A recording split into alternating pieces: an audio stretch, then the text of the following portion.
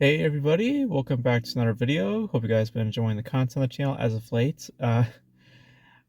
Um, this is literally the third attempt I've had to recording the intro. I don't know why, just a little tired, just in the middle of my work weekend.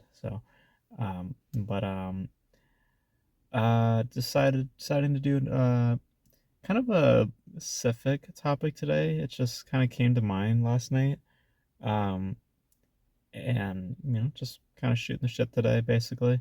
This video I have an interesting topic to discuss because we kind of touched on it before in a few videos, but I kind of want to get more um, I guess blatant on the subject. The subject being extremism, extremism in film proper, um, and how in my mind, it's become more accepting nowadays for such extreme um, for such extreme depictions to be present within like mainstream like media. It just seems like it's getting more prominent nowadays because it wasn't like this, prior to the pandemic, and I do believe that it was that soon that this shift, this whole I wouldn't say cultural shift, but I guess more or less just like what is viewed as art now. The artistic shift has been pushed. Prior to the pandemic, it was a different story.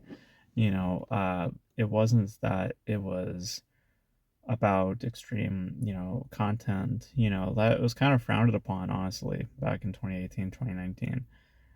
There was a certain formula at play that was generating money and generating interest, and it was a consistent flow. There wasn't any bumps in that equation. And then you go to the pandemic, and then things get rocked, obviously. And and a part of it might be experimental. A part of it also, I think, is a lot to do with the generation coming in. A lot of these just a lot of this my generation coming in, um, and um, having it in them. I don't know where they get the idea um, that these sort of like arresting visuals or just perverted visuals. Let's just be frank. Some of these like inappropriate um, depictions, these like very exploitive type endeavors. I'm not entirely sure where they see the merit and why they feel that that's the only way that they can show their narratives. Because it's not truthful. There are other expressions, more genuine expressions, in my opinion. And I just noticed that this is like the norm now. I've noticed that people are just like, especially mainstream wise, like a lot of people are just becoming more accepting of those mentalities. Like people would frown upon like filmmakers like Lars von Trier, for example. Lars von Trier. I've only seen like one of his movies, so I can't attest. But the movie I did see of his, The House That Jack Built, like it's such a fucking like self-indulgent and like pleasurable, and I wouldn't say gross, but it's just I could see where people can label it as such. And just hearing about Lars von Trier as a filmmaker, generally speaking, I get why people are turned off by him, by just his general sensibilities, which gravitate towards that of an extremist. Or in the same you can say about Cronenberg, with his with how he utilizes bodies in his film, like just the human body in general, and his overall depictions on just a literal level, the graphic type content that is brought to his films. Um, you know, I see where people could be turned off by that. I've only seen like maybe one film from Cronenberg, that being Crimes of the Future. So I don't have a good frame of reference, but those sort of filmmakers, like if this was 2018, 2019, would sort of be whispers. I feel as though like they may not have the same names, Lars von Trier, David Cronenberg, but those sort of sensibilities are way more prominent today than a few years ago. And I think that it solely is on the generation. I think that just this generation has shifted, um, like artistically, there's been just a big shift. And I think that a lot the pandemic has to do a lot with it, with how, um, I guess you could say it's a cultural shift, I mean, primarily because how a lot of these kids are coming up, coming out of the pandemic, and um, also just the rising of social media, those sort of platforms. 'Cause, like, guys, when I graduated from high school, TikTok was not a thing. Like, TikTok was just a whisper. It was only when I went to college, and then the pandemic, happened. That's when TikTok became a thing. That's when everyone got on TikTok, the social media platforms. That's when the boom like really happened. You know, back in 2018, 2017, there was just like Instagram, your usual suspects, your Facebooks, your Instagrams, but they weren't huge. They were there, and they had their popularity to them, but they weren't like the main point of conversation or the main source of influence for these kids. And now it is like their lives. It's their whole personality. And if you look on social media, just the whole mentality of social media, it is that of an extremist. Just what they label as memes or funny content, or just the sheer narcissism that is on those platforms, just the lack of care, the lack of sympathy, the lack of understanding. Like, it's desensitizing so many people, and that what they are being presented is not extreme content. To them, it's just, oh, that's just normal. I've seen that. I see that every day when I scroll through my feed. I see that same fucking bullshit every single time. So they don't have any good frame of mind um as to what is, uh speaking in film language, subtle or exaggerative. you know all they know is the exaggerative form. um it's just how I'm looking at it. Again, it's not everybody. There's obviously outliers to everything, but like, I just noticed that sort of mentality is like just creeping in more and more and more, and Hollywood is like kind of playing onto that, because again, Hollywood plays always to social media. Whatever social media deems to be seen, Hollywood will capitalize on that. That's why the superheroes are as long as they've been going on. That's why superheroes are also taking a dip now, because of how social media has responded to those sort of films lately. Um, and that's why more adult content is like being explored and being put up front, in mainstream culture. Like, we just got off of Poor Things. We just discussed we're getting an R-rated Ninja Turtles. Um, it seems to me that there's more of more of an attention towards this type of to extremism primarily by definition.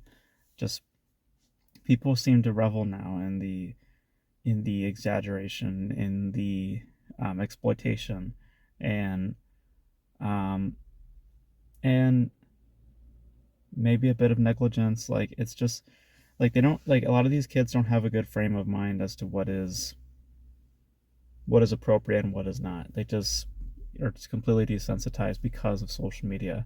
Unfortunately, because of that, and because of that, if you were to see these type of filmmakers do their thing, they usually operate on that sort of front. Or, like I said, Hollywood feeds into that. So a lot of these filmmakers start to delve into those sort of mentalities, or just like allowing for those mentalities to flourish more so in the mainstream culture. Um, like, it's just a little observation, really. I'm just having. I'm not saying that that's complete fact, but it's just like, I think you guys can agree though. Like, that sort of content is just creeping in. You can notice it more. It was not as dominant as, back in like 2018, 2019. This mentality did not really exist. And a lot of it has to do with the outside influences, a lot to do with social media, how social media has like drastically changed over the past few years, the sort of impact social media has had on our culture. It's changed a lot, guys. Again, I did not know anything about TikTok. Going into my high school, or in my high school, generally speaking, TikTok was not a fucking thing. It was only until I got to college there was a gap period, like a little gap, where I grew up or graduated right before that culture came to be. I graduated literally, I think, like, I want to say like a month or two before that sort of thing started to really take off, you know. So I was just kind of already off doing whatever, and that sort of persona, that sort of influence just completely went past me. Um, so being the outsider, I noticed that. I see how much it shaped our culture, um, and how it's informing film today, and um, how these sort of mentalities are taking the charge, and they're taking precedent, over the sort of um, the sort of artistry of filmmaking today, specifically in the mainstream media. Visual storytelling is not random images thrown together. Like to quote Angry Joe, it's not supposed to be like visual diarrhea. I'm not supposed to just see a bunch of random shit.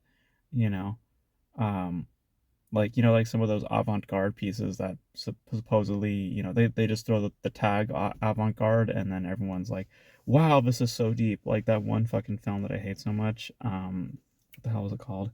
I did a reaction to it. Oh my god, I forgot what it was called. But fuck, I forgot. But it was like Cinemassacre. I mentioned it, and then the YouTube page Cinemassacre, and I had to check it out for myself to see what he was talking about. And yeah, it is just awful. Um, God, I wish I remember what the name of the film was, but it was really bad. It was just staring at a wall essentially, for like 30, 40 minutes. It was just terrible. Um, and then like odd random spurts of color every so often. Um, but that's more subtle, That's not what I'm referring to today. I mean, that's just being fucking terrible. But that's just kind of a example of, like, where people label things, right? They just throw a fucking label on, and people will then project onto the film saying like, "Oh, this is fucking art. This is gorgeous. This has so much depth to it." When all I'm doing is staring at a wall for like 20, 30 minutes, you know? Um, like the same can be applied to sort of mechanics today with the extremism.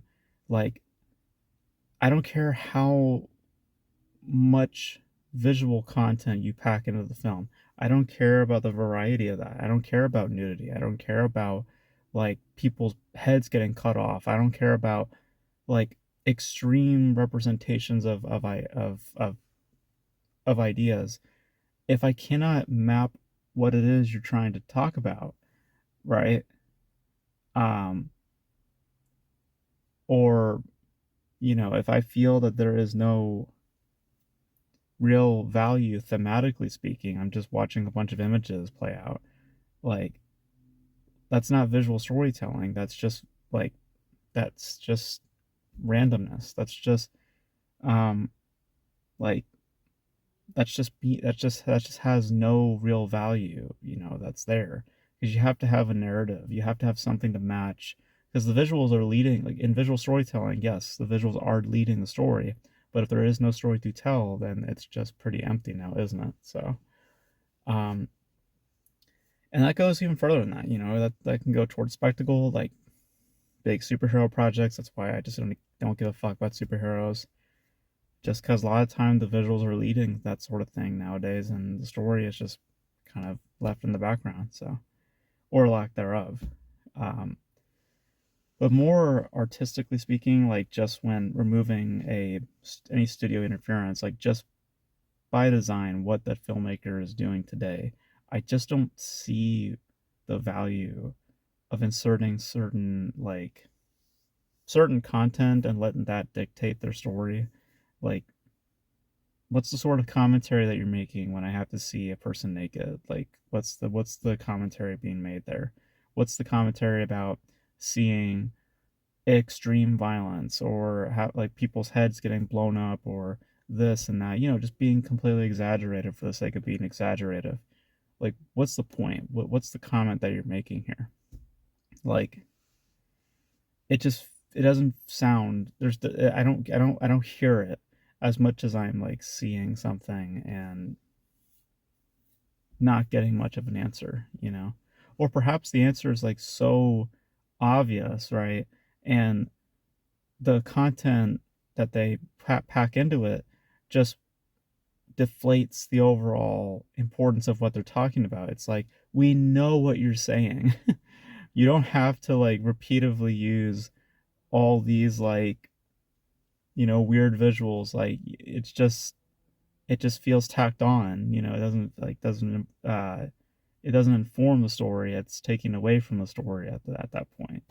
Um, I just feel like a lot of these mentalities are kind of starting to become the dictating, starting to become like the leaders of of what a lot of these up and comers are going to view as like art. Like, this is how what art looks like. This is how you craft a story in film. It's not, guys. Like, really don't follow in these sort of mechanics. Like, it's just odd, or it's just boring, or it's just nothing. Like, because it really has not much value to speak of outside of what's literally being shown. It's just for the sake of shock value, it's just for the sake of just getting reactions. That's all it's there for. It's just there to to get expressions out of you. Just, looking at the screen like, what? Or just looking at like scenes and like, oh my god, like what the fuck? Like that's the whole point of shock value. And that's what I see a lot of times with a lot of film nowadays. And I'm like, what's the value in that? Where's the emotion? Where's the intrigue? Where's the investment? You know, like, I don't get that. I don't get that a lot of time. So it seems like audiences are craving that sort of thing. And I don't know if that's stemming from the fact that that's just from like people just bored with actual stories, like people informing you and telling you things. People just want to actually just see things. Um, Maybe that's where it's coming from, but I don't know. I just been noticing this, not like crazy much, but I've been noticing it like every so often with watching film generally, and that can be on any front, mainstream, on the indie side. I just notice a sort of mentality, especially, I mean, indies have always have extremist qualities to them, but it's like predominantly, I guess, like specifically in the mainstream side of things, it's just like something that's just been building and building and building over time, for the past like 3 or 4 years. And I think that a lot of it has to do with just the cultural shift that has happened in the last few years. And that mentalities from this generation within the youth my age taking priority in Hollywood, and those sort of voices and those sort of influences are just sort of leading the charge as to what is good art and what is not bad art. Or again, like kind of opening the door for filmmakers to quote unquote experiment, but really it's just to be exploitive. So I don't know. I don't know. It's just something that I'm noticing. I'm not saying that that's exactly what's happening, but that's just something I'm noticing. So, but you guys let me know. I mean, do you guys notice this too, or do you guys think that I'm just full of shit? Like I said, I just noticed it here and there, and I'm just like surprised where I've noticed it. If it was just strictly in the indie scene, like whatever, right? That's usually there. But I've noticed it a lot more times in mainstream stuff. We've talked about a few of those films last year, um, and how people are just fine with like full frontal nudity, or with like um, with sexual content, like abundance of sexual content, like um, the dynamics of like certain relationships on film, like incest is like a topic. Remember a film we talked about, May December? Like, I'm surprised that anybody gave a fuck about watching that. I watched like maybe 20 minutes, 30 minutes, and I turned it off just because of how gross of a subject was in the center of that film. Like, like you fucking talk about exploiting a subject, like Jesus Christ. But um, but you guys let me know. You guys let me know your thoughts. And yeah. So that's gonna be it for this video, guys. Just like I said, just kind of laying back, just kind of shooting the shit, just giving you guys just my observation on that. But you guys let me know how you guys feel about that. Do you guys think extremism is kind of taking priority? Has it always been there, or do you guys think that it's not there and I'm just speaking out of my ass? So let me know all your thoughts in the comment section below. And that's gonna be it for this video, guys. Thank you guys for tuning in. And until then, I will catch you guys in the next video.